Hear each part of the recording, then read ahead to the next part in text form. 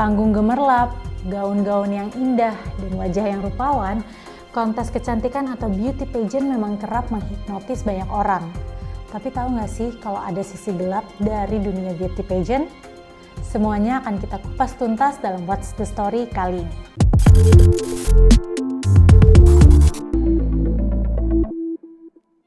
Kontes kecantikan sendiri sudah ada sejak tahun 1850.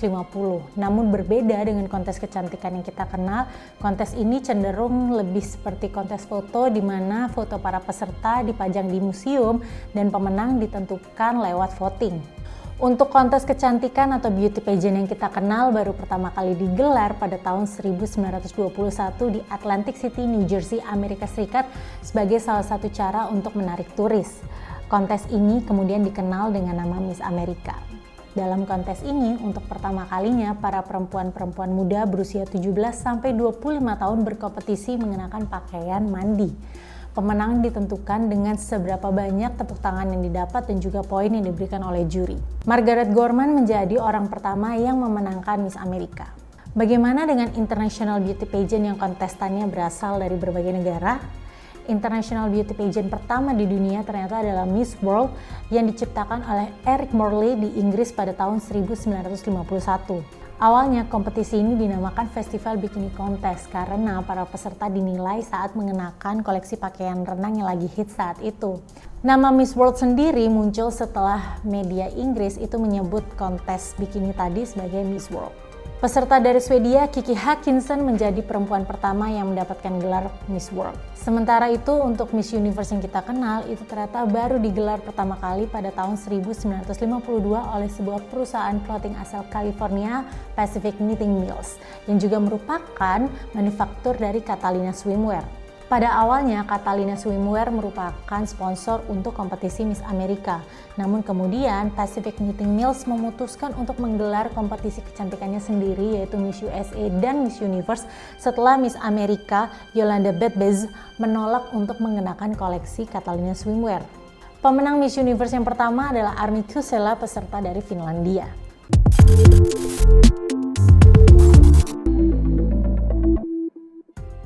Makin lama beauty pageant makin berkembang dan hingga kini ada sekitar 70 ajang yang dianggap sebagai kontes kecantikan berskala internasional. 4 yang terbesar atau kerap disebut The Big Four adalah Miss World, Miss Universe, Miss Earth, dan Miss International. Kemudian ada juga submajor yaitu Miss Supranational dan Miss Grand International. Walaupun memiliki penggemar yang banyak dan loyal, namun tetap ada pihak-pihak yang kontra dengan kontes kecantikan atau beauty pageant.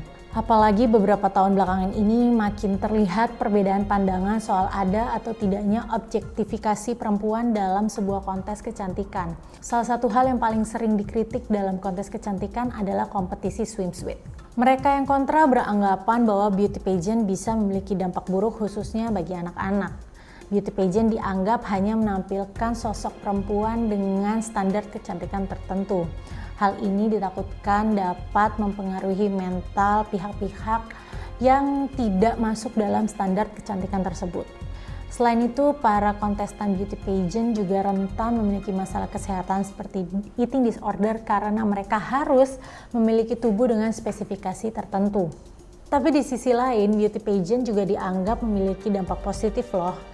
Contohnya dengan mengajak orang untuk bergaya hidup sehat, untuk disiplin, dan juga percaya dengan diri sendiri. Selain itu, ajang beauty kecantikan juga dianggap dapat mempromosikan negara atau daerah asal peserta.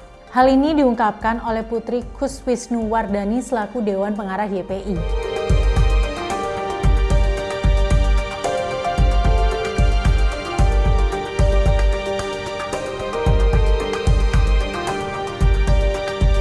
Miss World Filipina 2017 awalnya juga sempat skeptis loh dengan dunia pageant, tapi pandangannya berubah ketika dirinya sudah menggeluti dunia ini.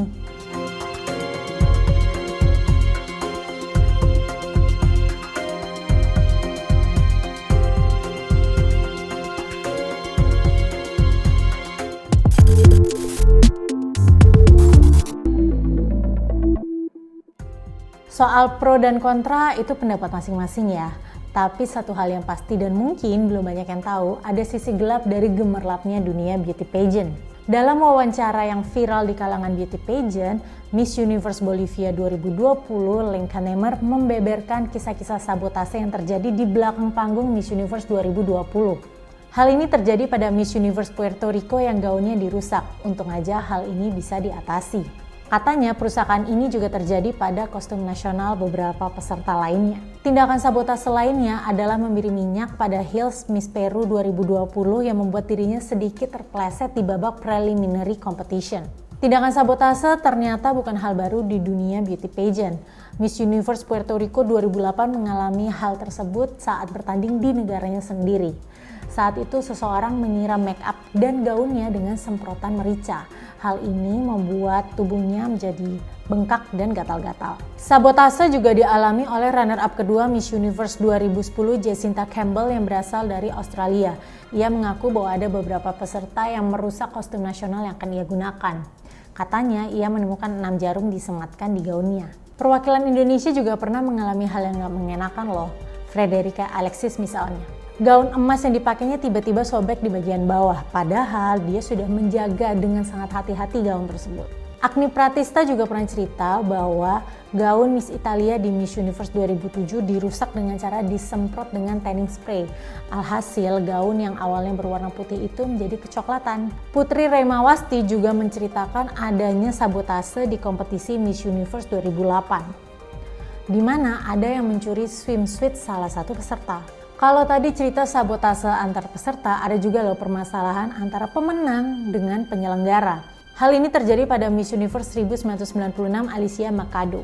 Jadi setelah memenangkan Miss Universe 1996, Alicia mengalami kenaikan berat badan. Dan ia mengalami fat shame di depan media internasional oleh Donald Trump yang kala itu memiliki organisasi Miss Universe. Dia disebut Miss Piggy dan Eating Machine oleh Trump. Bahkan Trump berinisiasi mengajak 90 media untuk meliput Alicia saat sedang working out. Alicia merasa dipermalukan dengan tindakan Trump tersebut. Setelah kejadian itu, Alicia mengaku menderita anoreksia dan bulimia selama bertahun-tahun. Gimana K-Lovers? Ternyata cukup banyak ya cerita-cerita gelap di balik megahnya panggung beauty pageant. Kalau K-Lovers, tim pro atau kontra nih dengan beauty pageant?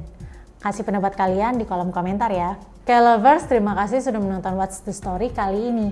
Jangan lupa like dan share video ini dan tentunya pantengin terus kapanlagi.com supaya selalu update berita seputar dunia selebriti dan hiburan lainnya. Sampai jumpa di video What's the Story lainnya ya. Bye-bye.